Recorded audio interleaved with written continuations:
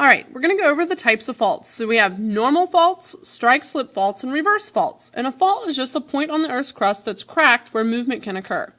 So our first fault is a normal fault. Now on a normal fault, the hanging wall slides down the footwall. Now what that means would be if this fault line is our slide, and notice it's at an angle, it's not straight up and down. They generally are at an angle. As the footwall stays still, you're having the hanging wall sliding down. So if you look, you've got a dark area here that lines up with the dark area here. Now this has shifted down the slide, down our diagonal portion, away. So and it's a vertical motion, so it's moving down. And this is caused by tensional force or force pulling it apart, like you would find at a divergent boundary where plates are moving apart. The next fault type is called a reverse fault. And with a reverse fault, you have your hanging wall. It's the exact opposite. So now your hanging wall is going up the footwall. So now if you look at our two dark portions here, you have a dark one here and here, and they're slightly above where they are the other side of the fault. They've been moved up relative to their other layers on the other side.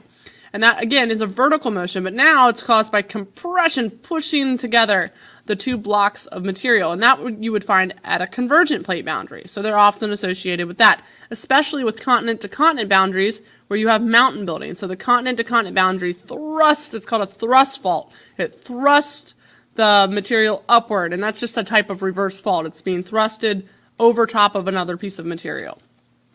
And the last fault type is called a strike-slip fault.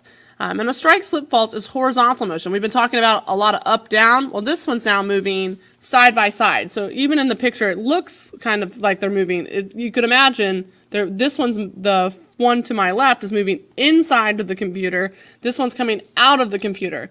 We generally use an overhead view like this aerial view here.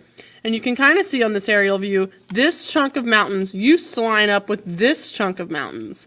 So now they've been moved away from each other. They're sliding past each other. And the force that's at work on these faults is called a shear force. It's shearing past the other ones as it slides by in another direction. This is associated with transform fault boundaries. So with your faults, you've got the shear force with strike-slip. You have compression pushing together a reverse fault. And then normal fault is caused by tension pulling them apart.